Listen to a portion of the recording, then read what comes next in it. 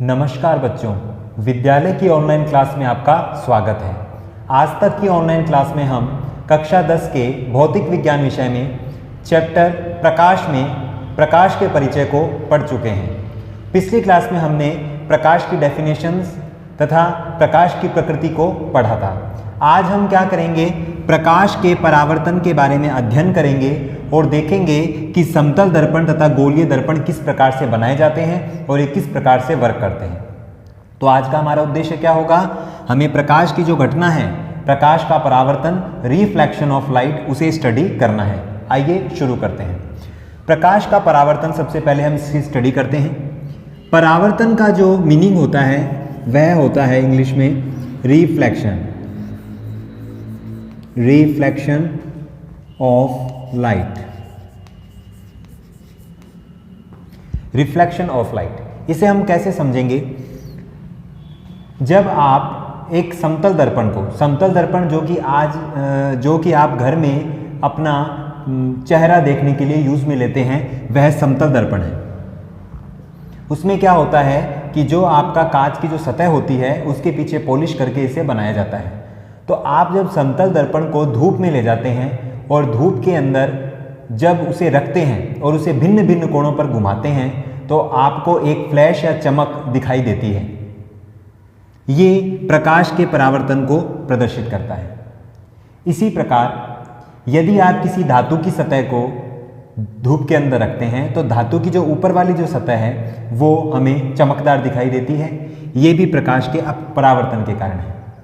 इसी प्रकार यदि कोई सतह आपको चमकती हुई नजर आ रही है, स्पार्कल होते हुए प्रकाश में या चमकती हुई नजर आ रही है, तो यह प्रकाश के परावर्तन के कारण है। क्योंकि क्या होता है, जो आपका प्रकाश आ रहा है वो सतह से टकराकर परावर्तित होकर हमारे नेत्र तक पहुंचता है। तो ये सब घटनाएं प्रकाश के परावर्तन के कारण होती है जो हम दैनिक जीवन में देखते हैं। इसी प्रकार आप यदि धूप के अंदर पानी रखते हो तो पानी जो हमें लहराता हुआ नजर आता है, जो हमारा पानी है उसके अंदर, जैसे मान लेते हैं कोई पानी है किसी बाल्टी में रखा है और आपने उसको हिला के छोड़ दिया, और यदि वो धूप में रखा हुआ है और आप उसे ऊपर से देखेंगे तो उसकी ऊपरी वाली जो सतह है वो हमें चमकती हुई नजर आएगी। ये प्रकाश के परावर्तन का उदाहरण है। तो आइए अब इसे समझते हैं प्रकाश के परावर्तन को। जैसे मान लेते हैं ये आपके पास एक सतह है, ये आपका हवा माध्यम है, यहाँ पे एयर है, और जैसे मान लेते हैं ये कोई समतल परावर्तक सतह है, समतल परावर्तक सतह। तो मान लेते हैं ये कोई प्रकाश की किरण है और ये यहाँ पर इस प्रकार से आपतित हो रही है इस बिंदु पर। तो इस बिंदु पर जो आपकी प्रकाश आ रहा है, जो ऊर्जा आ रही है, वो यहाँ पर सबसे पहले क्या होगी, अवशोषित हो सकती है। पदार्थ की प्रकृति के हिसाब से यहाँ पे प्रकाश का अवशोषण हो सकता है, प्रकाश का परावर्तन हो सकता है, अपवर्तन भी होगा, पारगमन भी होगा, उन्हें हम आगे स्टडी करेंगे। लेकिन चारों घटनाओं को यदि हम इस चित्र में समझना चाहें तो वो कैसे समझेंगे, ये जो आपका प्रकाश आपतित हो रहा है, तो जिस बिंदु पर आपतित हो रहा है वहाँ पे कुछ ऊर्जा का क्या होगा, अवशोषण होगा। तो यहाँ पर लिख देते हैं अवशोषण। कुछ ऊर्जा का क्या हो जाएगा, अवशोषण हो जाएगा। कुछ ऊर्जा पुनः उसी माध्यम में क्या हो जाएगी, लौट जाएगी। तो इसे हम कहेंगे परावर्तित किरण, परावर्तित किरण, रिफ्लेक्टेड लाइट। तो ये तो आपतित किरण हो गई, ये परावर्तित किरण होगी। कुछ मात्रा में इसका क्या हो जाएगा, अवशोषण हो जाएगा। अगर ये सतह पारदर्शी है तो पारदर्शी होने के कारण ये इस माध्यम में क्या हो जाएगी, एंटर कर जाएगी, प्रवेश कर जाएगी। अगर ये इस माध्यम में प्रवेश करती है तो यह अपने पथ से विचलित हो जाएगी। तो पारदर्शी माध्यम की शर्त पर ये जो प्रकाश की किरण है वो एक माध्यम से दूसरे माध्यम में प्रवेश कर जाएगी, जिसे हम कहेंगे अपवर्तन। और यदि यह इस पदार्थ को, जैसे मान लेते हैं ये पदार्थ इतना बड़ा है यहाँ पर, और इस पदार्थ को पार करके फिर से हवा में एंटर कर जाती है, फिर से हवा में एंटर कर जाती है, तो इसे हम बोलेंगे पारगमन। तो वास्तव में प्रकाश की कितनी यहाँ पर घटनाएं हो रही है। सबसे पहले प्रकाश की किरण आपतित होगी, आपतन के पश्चात में कुछ मात्रा में अवशोषण हो सकता है, उसके बाद में परावर्तन भी हो सकता है, अपवर्तन होकर पारगमन भी हो सकता है। इन सभी घटनाओं में हमें केवल अभी दो घटना ही पढ़नी है आपके कोर्स के हिसाब से। एक तो प्रकाश का परावर्तन, रिफ्लेक्शन ऑफ लाइट, और एक है प्रकाश का अपवर्तन, रिफ्रैक्शन ऑफ लाइट, एक माध्यम से दूसरे माध्यम में बदलना।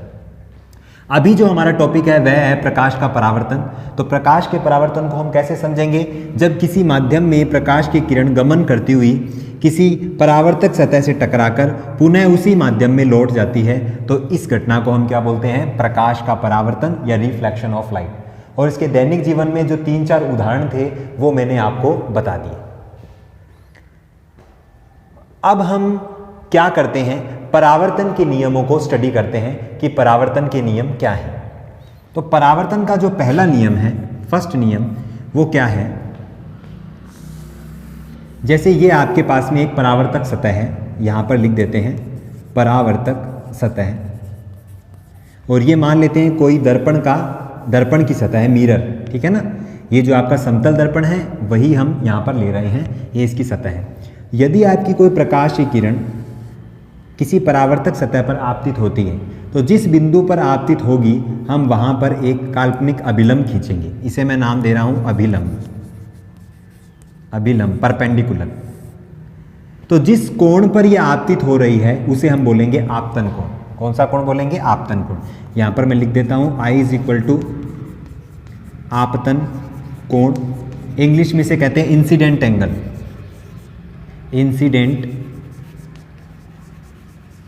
एंगल, तो आप क्या करेंगे? जिस बिंदु पर ये प्रकाश की किरण आपतित होती है वहाँ पर एक परपेंडिकुलर ड्रॉ करेंगे, और परपेंडिकुलर से ये जो कोण है हम मेजरमेंट कर लेंगे। ये है इंसिडेंट एंगल I, आपतन कोण I। ये आपतित किरण है और ये आपतन कोण है। हमें आपतन कोण का मान यहाँ से मेजर नहीं करना है, अभिलंब से मेजर करना है। तो यदि यहाँ पर परावर्तन होता है, प्रकाश की किरण का परावर्तन होता है, तो परावर्तन इस प्रकार से होगा कि जो परावर्तन कोण है एंगल R का मतलब होता है रिफ्लेक्शन, तो यहाँ पर जो एंगल R है वो क्या चीज़ है? परावर्तन कोण है, परावर्तन कोण। तो प्रकाश की किरण जब आपतित होकर परावर्तित होगी इस बिंदु से, तो अभिलंब से ये वाला कोण तो आपतन कोण होगा, और अभिलंब से ये वाला कोण क्या होगा? परावर्तन कोण होगा। और परावर्तन कोण और आपतन कोण का मान क्या होगा? सदैव बराबर होगा। ये आपके प्रकाश के परावर्तन का प्रथम नियम है। तो हम यहाँ पर ये लिख सकते हैं angle I = angle R, exact है। तो यहाँ पर जो परावर्तन का प्रथम नियम है वो ये है कि यदि कोई प्रकाश की किरण आपतित होकर परावर्तित होती है, तो इसके लिए जो आपतन कोण है उसका मान परावर्तन कोण के बराबर होगा। इंसिडेंट एंगल = रिफ्लेक्शन एंगल, आपतन कोण परावर्तन कोण के बराबर होगा। यहाँ पर जो सेकंड नियम है, परावर्तन का जो दूसरा नियम है, वो भी हम यहाँ से समझ सकते हैं कि आपतित किरण और परावर्तित किरण और ये जो अभिलंब है वो एक तल में होंगे। इस प्रकार से एक तल में होंगे।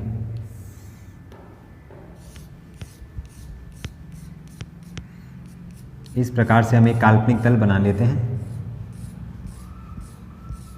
ये हमारा सेकंड नियम है कि जो आपतित किरण है और जो परावर्तित किरण है और जो अभिलंब है वो एक किस में होंगे? तल में होंगे, प्लेन में होंगे।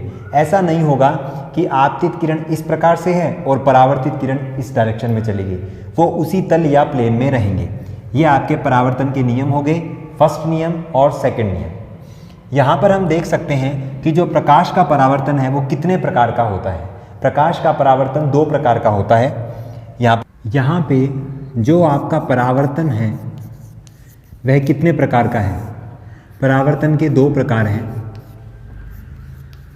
एक है नियमित परावर्तन और एक है विसरित परावर्तन। नियमित परावर्तन में क्या होता है कि जो आपके प्रकाश की किरण है वो एकदम समतल सतह पर आपतित होगी, इस प्रकार से। अगर ये इस प्रकार से समतल सतह पर आपतित होती है प्रकाश की किरण, तो ये एक समान रूप से क्या हो जाएगी? परावर्तित हो जाएगी इस डायरेक्शन में। एंगल I = एंगल R होगा। तो समतल सतह से यदि परावर्तन होता है तो नियमित परावर्तन इस प्रकार से होगा।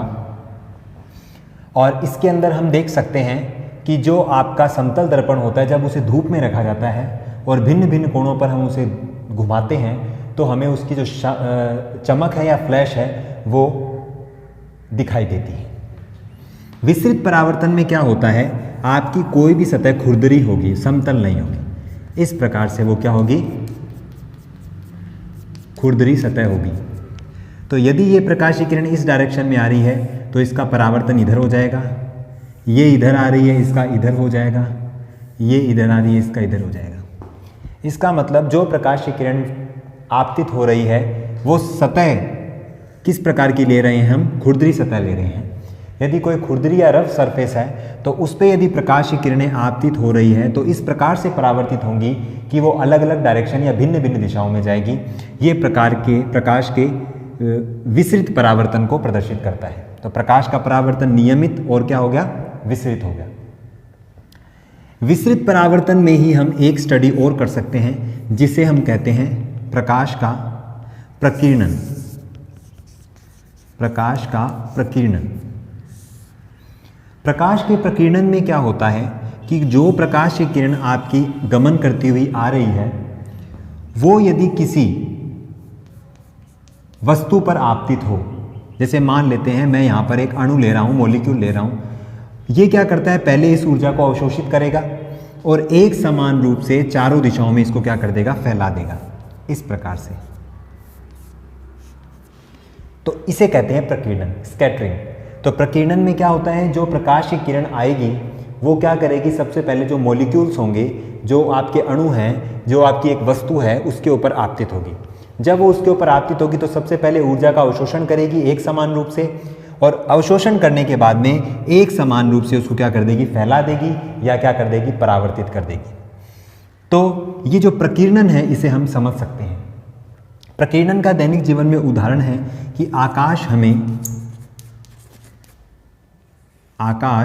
हमें नीला दिखाई देता है।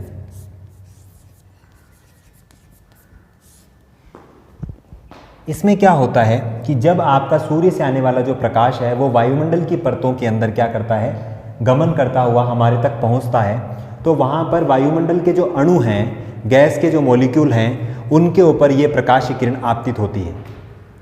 एक विशेष शर्त के अनुसार वहां पर प्रकाश का क्या हो जाता है, प्रकीर्णन हो जाता है। और यदि ये प्रकाश प्रकीर्णन होता है या प्रकीर्णन होता है तो यह विबग्योर के रूप में होता है, विबग्योर। ये तो आपको मैंने बताया था कि जो श्वेत प्रकाश है वो 7 रंगों का क्या होता है, समूह होता है। तो इसमें सातों के सातों कलर होंगे विबग्योर। लेकिन जो आपका वॉयलेट कलर है, जो आपका ये वाला जो कलर है वॉयलेट, इसका प्रकीर्णन सर्वाधिक होता है। इसका प्रकीर्णन सर्वाधिक होता है और इसका प्रकीर्णन क्या होता है, सबसे कम होता है। एग्जैक्ट है। तो जो आपका वॉयलेट कलर है इसका प्रकीर्णन सबसे सर्वाधिक होगा और रेड का कलर का जो प्रकीर्णन है सबसे क्या होगा, कम होगा। तो हम इसे देख सकते हैं कि जो रंग का फैलाव होगा, यहाँ से जिस रंग का फैलाव होगा वो किसका कॉन्ट्रास्ट होगा, वो इंडिगो, बैंगनी, इसका या ब्लू का क्या होगा, कॉन्ट्रास्ट होगा। और वो जो कॉन्ट्रास्ट कलर है उसी के कारण हमें आकाश क्या दिखाई देता है, नीला दिखाई देता है। यहाँ पर आप उच्च कक्षाओं में पढ़ेंगे कि प्रकाश के प्रकीर्णन की घटना के लिए यहाँ पर एक शर्त होती है, और ये जो शर्त होती है वो ये होती है कि प्रकाश की जो लैम्डा है, जो इसकी लैम्डा है तरंग दैर्ध्य, प्रकाश की तरंग दैर्ध्य जो लैम्डा है उसका आकार किसके बराबर होना चाहिए, किसके बराबर होना चाहिए, अणु के आकार के बराबर होना चाहिए लगभग। यदि आपके आने वाले प्रकाश की जो लैम्डा है उसका साइज आपके अणु के साइज के बराबर है तो प्रकीर्णन की घटना होगी, अन्यथा नहीं होगी। इस प्रकार से इस विशेष शर्त से जो बैंगनी रंग का जो फैलाव है वो सर्वाधिक होता है, इसलिए हमें इसको जो कॉन्ट्रास्ट कलर है उसके कारण हमें आकाश नीला दिखाई देता है। तो अभी तक आपने क्या पढ़ा कि प्रकाश का परावर्तन क्या है और प्रकाश के परावर्तन के प्रकार क्या हैं, दैनिक जीवन में इसे हम कैसे समझेंगे, और साथ ही हमने प्रकाश के परावर्तन के नियम देखे।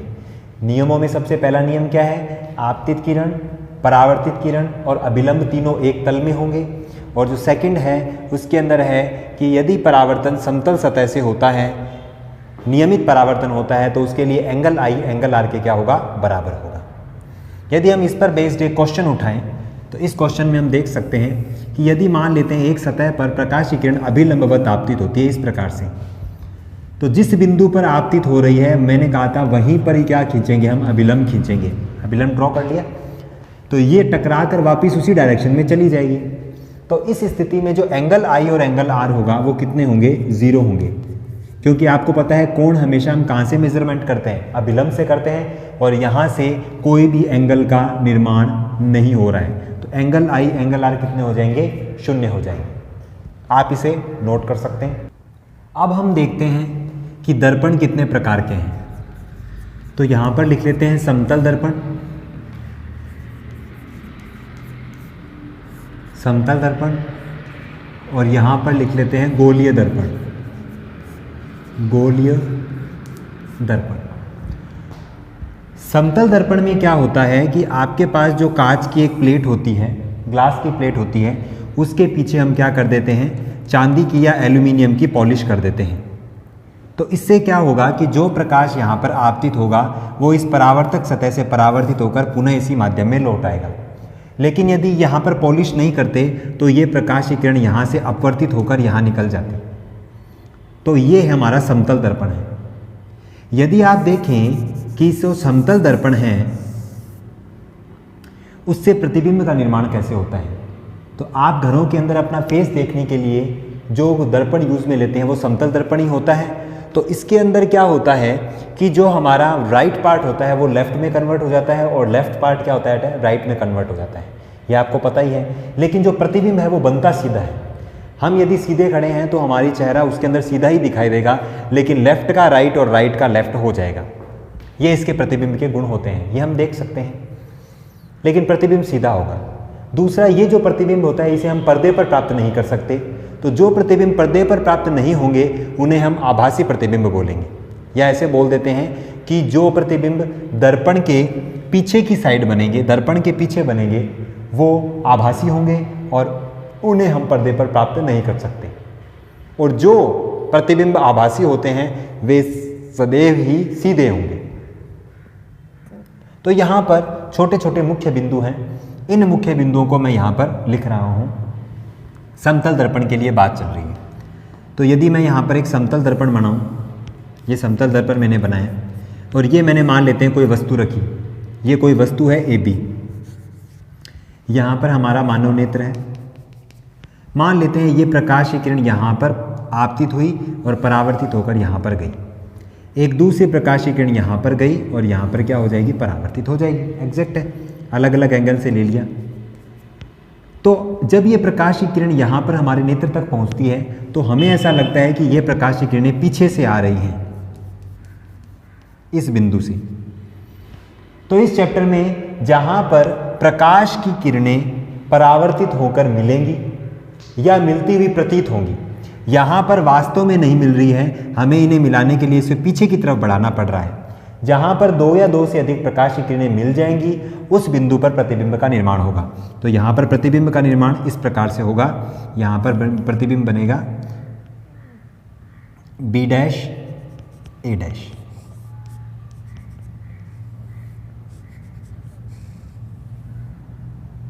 सही है। तो यहाँ पर किसी समतल दर्पण से जो आपकी वस्तु है उसके लिए प्रतिबिंब का निर्माण हो गया है। सही है। जितना आकार वस्तु का होगा उतना का उतना क्या होगा, प्रतिबिंब का होगा। जितना बिंब होगा उतना ही क्या होगा, प्रतिबिंब। प्रतिबिंब तो इमेज हो जाएगी और बिंब क्या हो जाएगी, वस्तु। तो यहाँ पर आप देख रहे हैं कि जितना वस्तु का आकार है उतना का उतना प्रतिबिंब का आकार है। यहाँ पे लेफ्ट का राइट और राइट का लेफ्ट हो जाएगा, लेफ्ट का राइट या राइट का लेफ्ट हो जाएगा। तो इस प्रकार का जो परावर्तन है इसे हम क्या बोलेंगे, पार्श्व परावर्तन बोलेंगे। पार्श्व परावर्तन। सही है। यहाँ पर क्या होता है कि ये जो प्रतिबिंब होता है ये पर्दे पर प्राप्त नहीं किया जा सकता, ये हमें दर्पण के पीछे मिल रहा है। तो ये एक प्रकार का आभासी प्रतिबिंब होगा, इसे हम पर्दे पर प्राप्त नहीं कर सकेंगे। तो जो प्रतिबिंब पर्दे के इसे दर्पण के पीछे प्राप्त होता है वह होता है आभासी। तो ये एक प्रकार का आभासी प्रतिबिंब है और इसे हम पर्दे पर प्राप्त नहीं कर सकते। लेकिन जो प्रतिबिंब हमें वास्तविक प्राप्त होंगे उसके अंदर वास्तव में जो प्रकाश की किरणें वो क्या होंगी, मिलेंगी, उन्हें हमें मिलाने के लिए उन्हें पीछे की तरफ बढ़ाना नहीं पड़ेगा। ये प्रकाश की किरणें मिलती हुई प्रतीत हो रही हैं, आभास हो रहा है, लेकिन वास्तव में नहीं मिल रही हैं। तो यहाँ पर आपको देखना पड़ेगा कि जो आपका प्रतिबिंब का निर्माण हो रहा है वो दो प्रकार से होगा। एक तो होगा आभासी प्रतिबिंब और एक होगा वास्तविक प्रतिबिंब। तो इस कंडीशन में जो प्रतिबिंब बन रहा है वो कौन सा है, आभासी प्रतिबिंब। आप इसे नोट कर सकते हैं। गोलीय दर्पण दो प्रकार के हैं। गोलीय दर्पण में क्या है कि आप एक कांच का खोखला गोला लेंगे और इसे यहाँ से दो भाग में कट कर देंगे। तो ये वाला जो पार्ट है इसको हम यहाँ बना लेते हैं और ये वाला जो पार्ट है इसको हम यहाँ बना लेते हैं। अभी ये पारदर्शी है। यदि आप पॉलिश इस सतह पर करते हैं और इस पर पॉलिश इस सतह पर करते हैं तो आपके दो प्रकार के दर्पण का निर्माण हो जाएगा, एक उत्तल और एक अवतल, एक कॉनकेव और एक कॉन्वेक्स। ये वाला जो दर्पण है ये अवतल दर्पण है और ये वाला है उत्तल। तो जिस गोलीय पृष्ठ की जो उभरी वाली पृष्ठ है, ये गोलीय पृष्ठ है, इसके उभरे हुए पार्ट पर हमने पॉलिश की है तो ये अवतल दर्पण होगा। और ये जो आपकी गोलीय पृष्ठ है इसके धंसे हुए पृष्ठ पर मैंने क्या की है, पॉलिश की है, उभरे हुए पृष्ठ पर नहीं की, तो ये उत्तल हो जाएगा। तो ये उत्तल दर्पण है और ये अवतल दर्पण है। इसमें प्रकाश का परावर्तन इस प्रकार से होगा और इसमें प्रकाश का परावर्तन इस प्रकार से होगा, क्योंकि प्रकाश का परावर्तन पॉलिश वाली साइड से नहीं होता, परावर्तक सतह वाली साइड से होता है। तो इस पार्ट में हमने केवल अभी यह सीखा है कि जो आपके दर्पण हैं वो दो प्रकार के हैं, समतल दर्पण और गोलीय दर्पण। गोलीय दर्पण फिर से दो प्रकार के हैं, उत्तल दर्पण और अवतल दर्पण। ये आपके गोलीय दर्पण बनाने का तरीका है। तो आज की क्लास में हमने केवल क्या किया है, दर्पण का इंट्रोडक्शन किया है, परिचय किया है। अगली क्लास में हम क्या करेंगे, समतल दर्पण, गोलीय दर्पण, उत्तल हो चाहे अवतल हो, इनसे किस प्रकार से प्रतिबिंब का निर्माण किया जाएगा, जो प्रतिबिंब बनेगा उसके क्या गुण होंगे, इन्हें हम स्टडी करेंगे। आप रेगुलर ऑनलाइन क्लास लेते रहें।